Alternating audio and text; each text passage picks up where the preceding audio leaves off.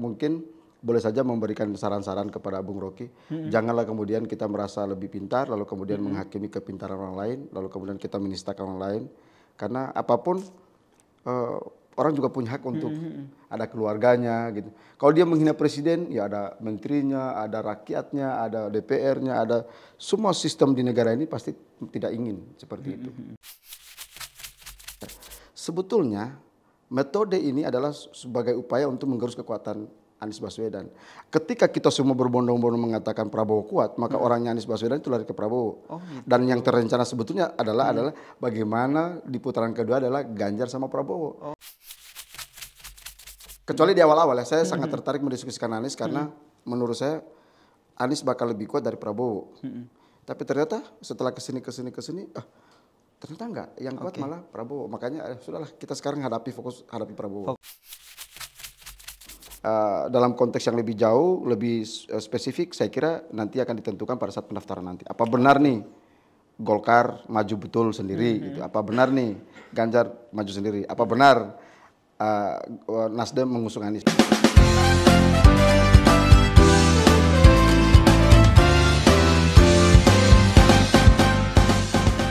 Lagi ramai di media sosial ini relawan dari Joko Widodo, semua yang mendukung Joko Widodo ini melaporkan salah satu orang, ini yaitu Rocky Gerung gitu, terkait dengan dugaan ujaran kebencian. Nah, kenapa akhirnya berespon ataupun bereaktif seperti itu? Nah, kita sudah mengundang salah satu Ketua Umum Relawan Garuda Pancasila atau biasa disebut Relawan Ganjar Pranowo begitu ya, yang akan hadir di sini dan ngobrol bareng sama kita gitu, yang juga nanti akan membahas soal bagaimana dinamika politik di 2024. Tapi sebelum saya memperkenalkan siapa sih sebenarnya narasumber kita ini, saya sapa dulu dong teman-teman netizen yang sudah nonton obrolan rasional di Bahas Singkat Tuntas bareng saya Yasir Nenek Ama, dan saya perkenalkan narasumber saya yaitu Laude Umar Bonte.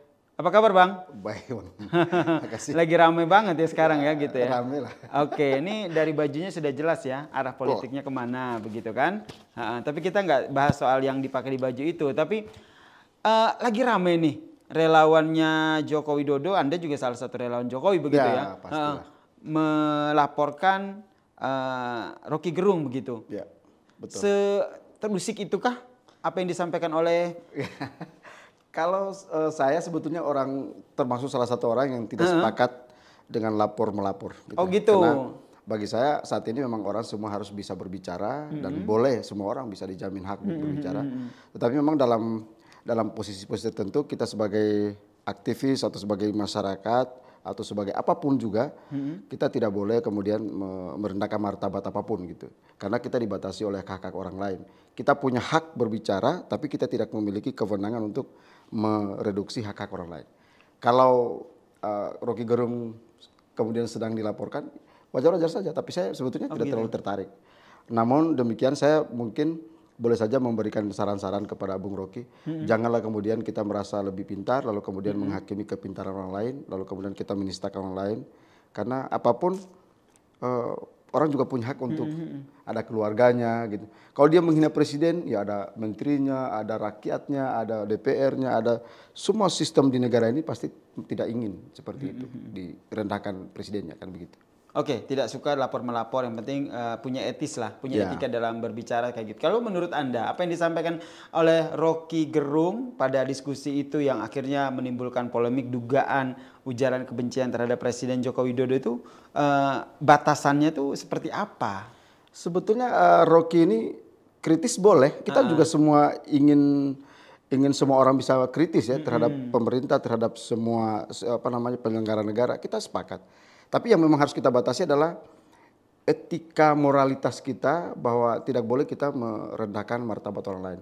Silakan aja kita kritis, boleh-boleh saja. Tetapi untuk hal ada hak-hak lain, ada hak orang, saya kira kita harus lebih bijak. Saya setuju di beberapa hal, tapi untuk hal yang ini saya kira saya juga kurang setuju ya. Kok harus menyampaikan pertama begini, kita ada masyarakat kita, ada anak-anak kita, ada ada yang sedang sekolah, ada yang sedang, jadi mereka akan melihat pernyataan-pernyataan kita sudah sebegitu parahkah kita harus kemudian saling merendahkan sejauh itu gitu. Oke. Itu mungkin yang saya tidak terlalu setuju. Tapi untuk hal lain saya juga setuju. Memang kita butuh orang-orang seperti itu. Gitu. Oke, jadi setuju nggak nih kalau Rocky Gerung ini dipidanakan oleh relawan Joko Widodo nih Bang? Kalau dugaan ujaran kebenciannya ini. Kalau yang melapor, mungkin ada pertimbangan lain. Oke, silakan. Itu kan hak mereka. Betul. Dan siapapun bisa melaporkan siapa. Tapi kan nanti juga akan dicek di oleh penyidik apakah itu masuk unsur. Kalau saya memandangnya sebagai seorang memandang dari luar ya, orang yang melapor, ya memang masuk sih. Karena pertama oke lah mungkin dia mengatakan saya tidak merendahkan martabat Jokowi, tapi saya merendahkan martabat presiden. Karena presiden bukan manusia, presiden adalah suatu fungsi. Anda mengatakan itu, oke, itu cuma alibi. Tetapi orang mengatakan bahwa presiden itu terasosiasi sebagai manusia gitu. Sosok manusia. Tidak ada jabatan presiden kalau tidak ada manusianya gitu. Kalau kursi kosong tidak mungkin dikatakan itu presiden gitu. Tapi ketika Jokowi duduk di situ maka di situ itu presiden. Nah, ketika dia mengatakan presiden goblok, bangsat, kemudian bajingan, tolol, ya berarti Jokowi karena gitu. Terus pertanyaannya kemudian apakah ini kan delik aduan?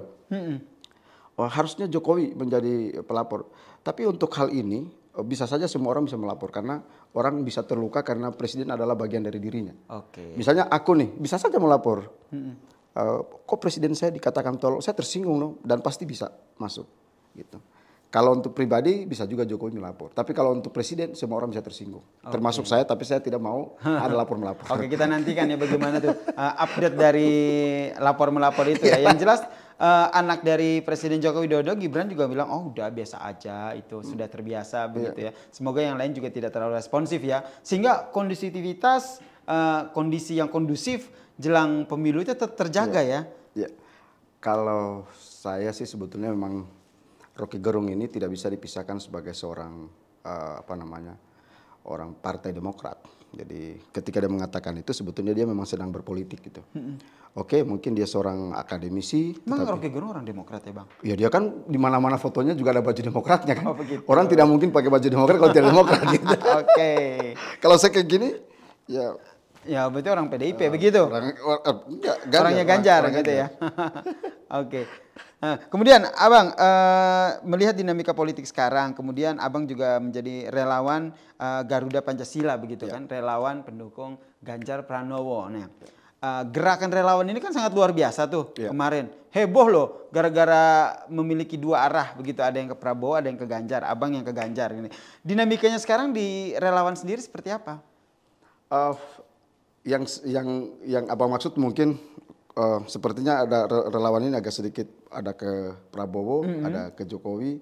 Sebetulnya kalau saya tidak ingin mengomentari itu, tapi posisi relawan Ganjar hari ini kita sepertinya solid-solid saja. Solid-solid aja ya. Dan boleh ditanya sebetulnya relawan-relawan Prabowo ini sebetulnya mereka itu adalah orang-orang yang memang boleh jadi dari PDIP sendiri. Jadi kalau mengatasnamakan relawan Jokowi mendukung ini, ditanya dulu emang benar-benar dukung kan, siapa tahu cuma hanya sekedar membesarkan hati atau paling tidak ini saya melihatnya gini.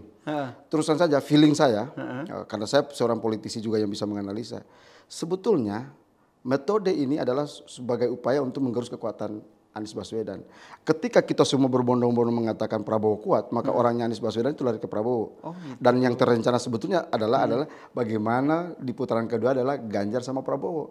Dan sampai hari ini kan memang begitu. Ketika orang-orang Jokowi sekarang memberikan penguatan terhadap Prabowo, sebetulnya tujuannya adalah untuk menggerus kekuatan Anies agar semua dukung Prabowo. Analisa yang berbeda ya. Ibarat kata kalau kita bagi kuenya itu dibagi 3 dulu, kemudian nanti yang punya salah satu itu dibagi ke yang satunya lagi gitu. Ini filosofi bagi kue begitu ya. Emang kenapa sih sama Anies? Sebetulnya Anies ini kalau saya pribadi yang baik. Dia tokoh yang memang harus kita banggakan. Tapi kalau menurut saya ya saya masih lebih bagus Ganjar lah gitu. Iya iyalah bajunya pakai Ganjar gitu. Tapi kenapa akhirnya mempunyai analisa bahwa ini adalah bagian dari upaya untuk menggerus suaranya Anies? Iya karena gini, Seterganggu itukah Abang dengan Anies? Yang terganggu sama Anies itu bukan kita, tapi bukan. tapi Prabowo. Oh gitu. Kenapa? Okay. Karena saya melihat dia sedang berupaya keras dengan upayanya sendiri, kemudian nebeng ke Jokowi. Artinya dia tidak terlalu percaya diri untuk basisnya sendiri. Kemarin kan waktu dia berhadapan sama Prabowo, dia begitu Jokowi Prabowo begitu kencang kan, dia merasa bahwa barisannya cukup kuat dan bahkan dia sudah memproklamirkan diri sebagai pemenang presiden. Artinya merasa bahwa lebih kuat dari Jokowi. Tapi ketika Anies maju, kemudian Prabowo juga maju, dia nggak punya kekuatan daya tarik tersendiri untuk menggerus kekuatannya Anies. Nah, satu-satunya cara adalah bagaimana dia ingin menunjukkan ke pemilik ke pendukung yang lama bahwa ini loh, saya udah punya pendukung Jokowi juga nih. Ayo sini, jangan ke Anies gitu kira-kira. Kalau kita nggak terganggu dengan Anies. Oh gitu ya? Nggak sama sekali. Nggak peduli apa nggak terganggu? Nggak terganggu sama sekali karena dia tidak seiris basis kita. Dia kelompok mereka membawa agama, kita membawa nasionalis. Jadi saya kira agak berbeda. Agak berbeda ya. Berarti memang kedepannya itu saingan dari Ganjar itu saingan terkuatnya Prabowo ya? Prabowo bukan Anies ya? Dan kalau dilihat survei memang sangat betul. Berarti tidak akan fokus dengan melawan Anies ya? Oh nggak perlu, Anies nggak perlu lawan, Anies sudah jatuh. Oh begitu? Anies nggak perlu dilawan, udah jatuh. Ngapain lawan Anies kan gitu? Kenapa begitu? Apa karena masih hanya cuma satu partai yang mengusung dia hingga saat ini atau bagaimana? Ya karena masyarakat juga kan kalau kita lihat ya arah dukungannya dari survei dari memang seluruh survei mengatakan Anies nggak kuat. Jadi ngapain didiskusikan? Saya pikir kecuali di awal-awal ya saya sangat tertarik mendiskusikan Anies karena menurut saya Anies bakal lebih kuat dari Prabowo. Tapi ternyata setelah kesini ternyata enggak, yang kuat malah Prabowo. Makanya sudahlah kita sekarang hadapi Prabowo. Fokus bagaimana relawan Ganjar ini bersatu untuk memenangkan Pilpres begitu. Di internalnya relawan Ganjar sendiri ada dinamika nggak sih soal siapakah sosok bacawa pres yang mendampingi Ganjar? Apa ya? Kita kalau relawan sih nggak mempersoalkan wapres. Oh gitu. Kami sudah punya pendekatan di Pilpres waktu Jokowi. Jokowi waktu itu siapapun yang dampingin itu bakal menang. Ya kan periode kedua. Ya, periode kedua. Tapi kalau saat ini kita melihat Ganjar dengan kekuatan basisnya, kemudian ideologinya, kemudian partainya, kami sangat pede betul. Kami sangat percaya diri betul kalau Ganjar itu bahkan memenangkan pertarungan dengan sangat mudah. Sehingga bagi relawan lebih fokus ke Ganjar. Siapapun pendampingnya, kami yakin beliau akan memenangkan pertarungan yang sangat mudah. Tentu begitu. Yang penting kan setidaknya kalau Ganjar pasti menang. Tapi kan minimal bacawa presnya nanti itu jangan sampai menjegal ataupun buat turun gitu elektabilitasnya gitu loh. Jadi betul-betul sosoknya yang harus dipilih itu minimal ngikut begitu. Itu siapa? Kalau yang cocok sih sebetulnya Prabowo ya. Oh Prabowo. Cocok jadi wakilnya. Prabowo-nya mau nggak ini? Ya itu dia. Artinya kalau ditanya soal pilihan-pilihan pribadi saya, yang paling pantas dan cocok itu memang disandingkan Ganjar Prabowo. Itu udah nggak ada lawan. Oh selesai sudah. Itu. Jadi udah harus kita persiapkan baju kampanye baju pelantikan bukan baju kampanye lagi. Tapi kan Prabowo nggak mungkin karena dia kan punya partai, kemudian beliau adalah tokoh yang juga sudah mencalonkan diri beberapa kali, apalagi sudah bertahun-tahun. Kenapa nggak mungkin? Daripada nggak sama sekali, kalau berpikir realistis ya, pikiran orang awam begitu kan. Daripada saya nggak jadi begitu kan, jadi menteri lagi, mending saya jadi wakil presiden, jelas begitu. Bisa jadi, kita doakan. Ini pikiran orang awam ya, teman-teman netizen. Gitu. Mudah-mudahan kita doakan ada perubahan itu dalam per detik, per hari, per bulan ke depan. Masih lama juga lah, kita tunggu aja perubahan sikap beliau. Ada 5 nama kan udah disebut sama PDIP yang akan mendampingi Ganjar. Menurut Abang sendiri siapa yang paling pantas? Beberapa nama itu kami channel untuk membaca ke semuanya ini kita sebutnya seperti saya katakan tadi siapa saja cocok. Siapa saja cocok ya? Cocok dan pasti menang. Kalau disuruh memilih secara secara lantang ya tadi Prabowo. Kalau yang lain saya nggak berani mengatakan itu karena semua yang pas ini memang dikalahkan oleh Prabowo kan sebetulnya. Gitu. Kan ada sosok Sandi, ada Erik, kemudian ada Kofifa juga kalau nggak salah. Terus mantan Panglima gitu kan. Semua cocok. Caimin. Semua cocok semua. Jadi semua memang kita butuh pendamping-pendamping yang semua itu. Jadi kenapa kemudian partai menyebut nama-nama itu, karena memang dari segi perpaduan kinerja, kemudian pola pikir, kemudian sistem perhatian terhadap publik, mereka sudah teruji. Jadi memang PDIP sangat pandai melihat tokoh-tokoh itu. Tapi bahwa siapapun itu bagi kita relawan, kita tuh rela siapa saja gitu, siapa saja. Yang penting Ganjar ya. Yang penting Ganjar. Ganjar harga mati ya. Kita kan Ganjaris. Ganjaris. Mau siapapun kita ada urusan. Siapapun, tapi kalau diminta misalnya Bang tentu Umar, pasti diminta pertimbangan dong. ya kalau diminta pertimbangan, relawan, ya, kalau kita diminta pertimbangan, tapi kan belum nih. Kalau kita diminta pertimbangan, saya minta tolong dong hubungi Prabowo kasih jadi wakil gitu.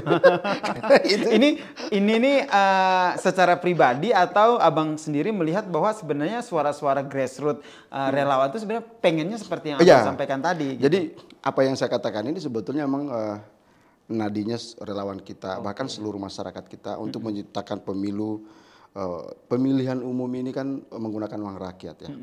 Artinya kalau misalnya ini 3 kandidat maju, otomatis dua putaran. Gitu. Nah kita kan menggunakan uang rakyat. Janganlah. Maksudnya harus ada lah yang mengalah biar 1 putaran aja. Yang mengalah siapa? Ya, kita ingin survei misalnya. Oke, survei hari ini masih naik turun nih. Betul.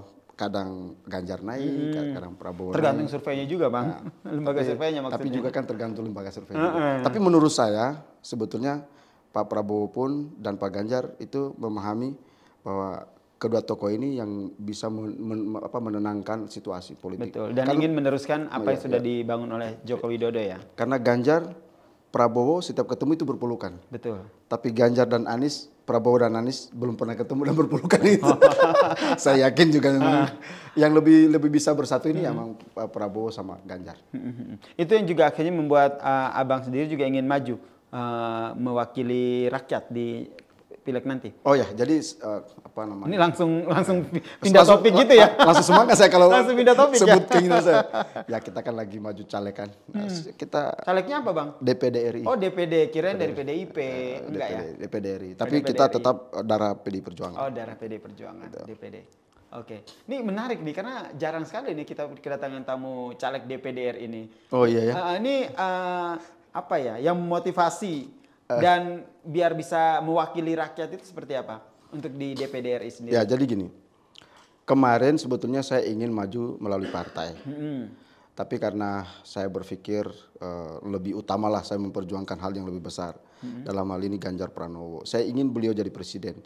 Nah kalau soal kepentingan politik kita, ya kalau misalnya Ganjar Pranowo jadikan kita juga pasti senang lah bangsa Indonesia bisa sejahtera. Lalu kemudian kita juga berpikir kalau saya cuman pribadi saja, kemudian setelah Ganjar menjadi presiden, lalu kemudian saya cuman sebagai ketua relawan saja, saya pikir saya harus punya stepping stone untuk bisa mendampingi Pak Ganjar nanti kalau jadi presiden. Ya pintunya ya DPD gitu. Ya, artinya yang terbuka dan yang possible itu ya. Kemudian saya tidak harus memetakan partai politik. Ya, jadi biarin aja dulu saya di DPD RI. Setelah itu mungkin bisa kita memikirkan yang lain apa maju lebih gubernur. Lebih pede dari DPD ya ketimbang DPR mewakili partai. Lebih leluasa aja, lebih luas gitu, karena saya akan berbicara Ganjar kan. Mana mungkin saya misalnya masuk di salah satu partai, misalnya PDIP ini. Sementara pendukung Ganjar ini kan bukan hanya PDIP. Betul. Pendukung Ganjar itu ada Nasdem, ada Hanura. Jadi saya lebih bisa membaur karena bisa mendampingi semuanya. Strateginya gitu ya. Biar lebih banyak ceruknya lebih banyak ya, begitu ya, biar diangkut. Ceruk masanya biar lebih banyak. Lebih, gitu, komunikasinya lebih bagus. Lebih bisa menjaga kekuatan basis di bawah. Nah, balik lagi ke Ganjar tadi. Sebagai relawan pendukung Ganjar gitu kan. Ini yang dukung Ganjar partainya cuma satu atau gimana nih nanti ke depannya? Yang dukung Ganjar ini kan ada berapa ya? PDIP, P3, udah. Hanura. Oke, ya kan? deh. Kemudian nanti kita berharap Golkar. Oh gitu. Kenapa berharap Golkar? Kita berharap juga Gerindra. kan belum pendaftaran nih. Enggak, saya kenapa berharap Golkar begitu. Emang Golkar sih saat ini belum menentukan pilihan sih. Tapi kan kalau kita lihat track recordnya Golkar kan selalu berpihak pada yang menang begitu kan. Jadi kita juga menanti di siapa sih sebenarnya yang ada di pihaknya Golkar gitu. Iya. Sebetulnya bukan hanya Golkar yang saya harapkan, ya, Nasdem juga saya harapkan. Semuanya aja kalau gitu, Bang. Bukan gitu, Bang, karena kita berbicara soal koalisi. Kan kemarin kita rame-rame nih koalisi ke Jokowi, ya toh. Sekarang? Artinya selama 10 tahun kita berkoalisi dan kekuasaan juga dibagi dengan baik, rakyat juga lalu kenapa kemudian sekarang harus kita celebrate? Bentar Bang, saya tahan dulu. Kenapa sih harus Nasdem? Nasdem kan udah dukung Anies. Abang ada masalah apa dengan Anies, Bang? Enggak, kita ingin koalisi. Koalisi yang terjaga selama 10 tahun ini. Tapi kan Nasdem udah dukung Anies, Bang. Ya kita siapa tahu kan belum nih. Masih lagi beberapa bulan gitu. Kenapa dari semua partai harus ada Nasdem yang Abang berharap itu tuh bisa mendukung berbalik arah politiknya begitu? Ya, jadi memang harapan kita koalisi yang selama ini terjaga, kemudian sistem pemerintahan yang sudah berjalan dengan baik, Indonesia juga sudah mulai kelihatan secara internasional kita juga udah mulai membaik. Itu karena kerja sama partai-partai ini, gitu. Artinya karena koalisi inilah yang membuat Indonesia menjadi kuat hari ini.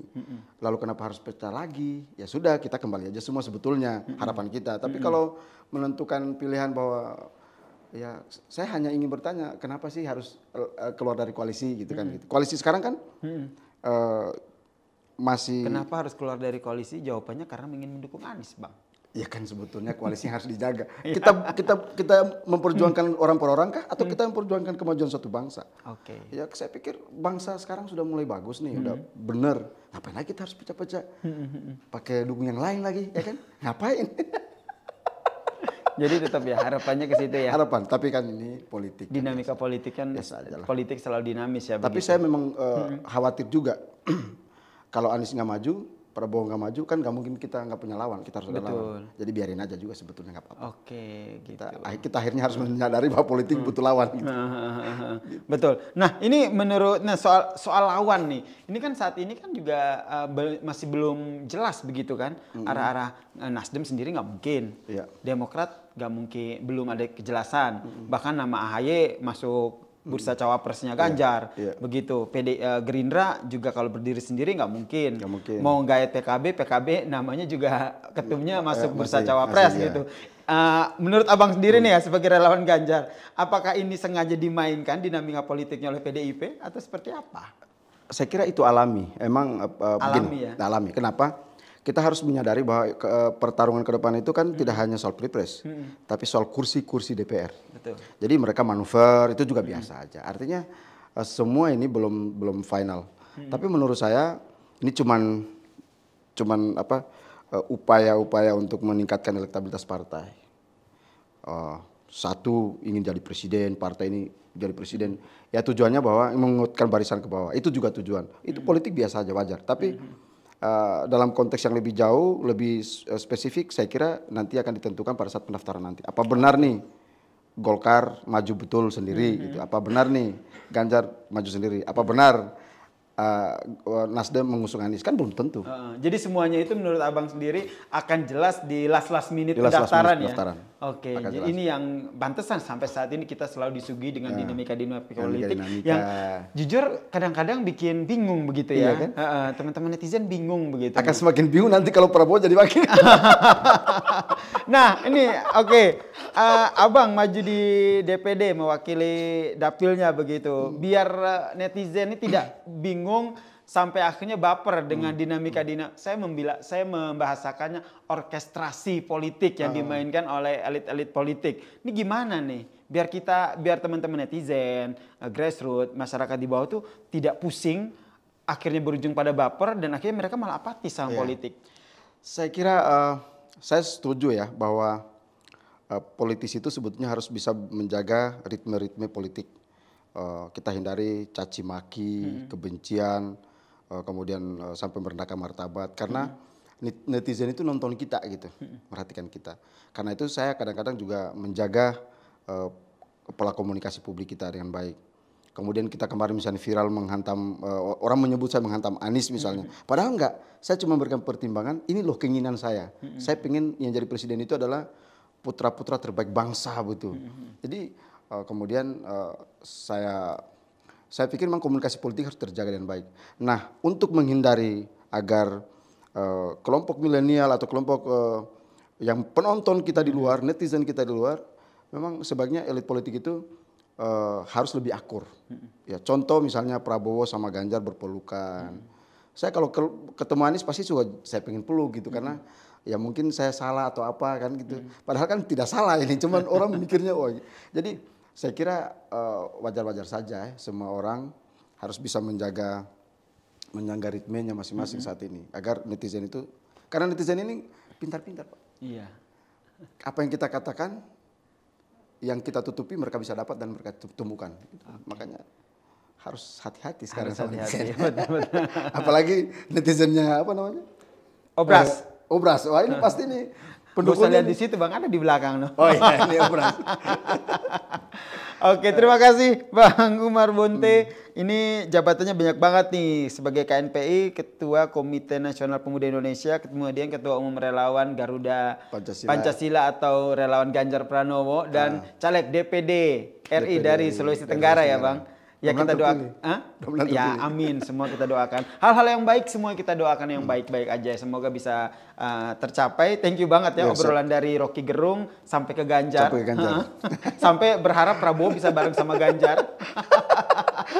Kita lihat ya dinamikanya seperti apa. Tidak ada yang tidak mungkin di perpolitikan tanah air. Ini namanya juga dinamikanya sangat dinamis begitu. Kita nantikan nih seperti apa dinamika politik yang terjadi ke depannya. Makanya salah satu caranya adalah nonton obrolan rasional santai dibahas hingga tuntas. Saya tadi nonton Obras ini bagus ya percakapan, jadi dialog diskusi. Saya bilang ini. Ya benar. Terima kasih Bang. Kenapa lagi hostnya?